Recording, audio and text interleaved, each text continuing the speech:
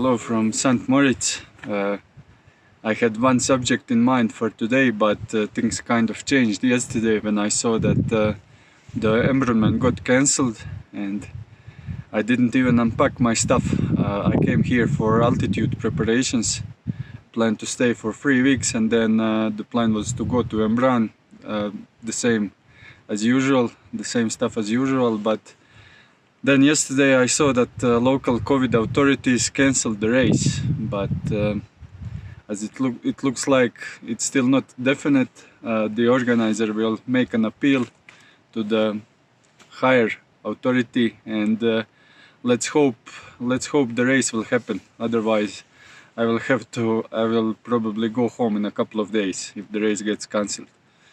So I'm back to the previous subject then, and the subject was adaptation to the altitude. So when you come to the altitude, you need a couple of days to adapt. You cannot jump into your normal training schedule straight away. Well, you can, but it doesn't. It can harm you. And for what I do is that I take it at least 3 to 5 days, easy and short. And then I slowly increase first the volume, and then I add intensity after maybe 7 days.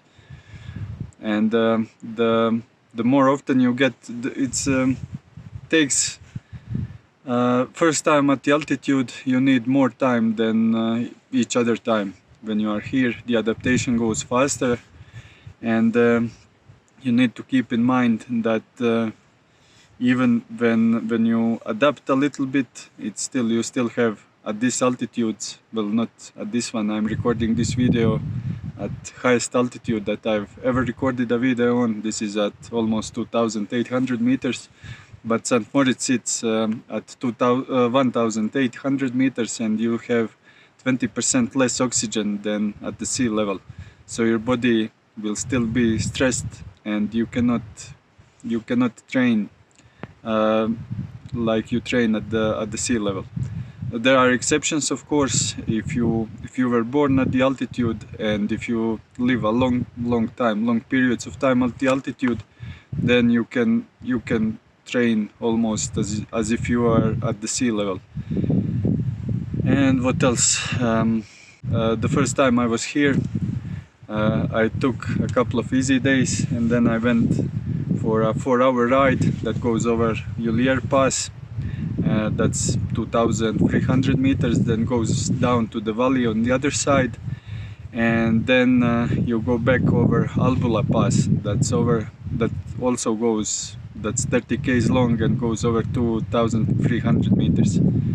And I barely made it up the Albula Pass, but I didn't have any other choice that day, so I could go up the Albula, or I could go back the Ulier Pass, but it's on both directions. You have 30 km of climbing, and I barely made it back up.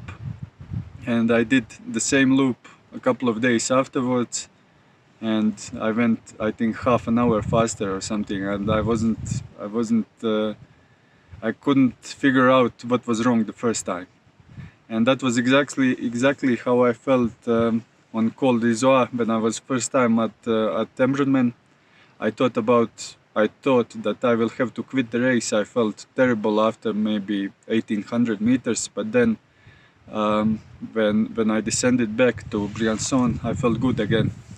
And that was the only year that I went there without altitude preparations, and the next year it was totally different story. Well, the next year I managed to win the race. So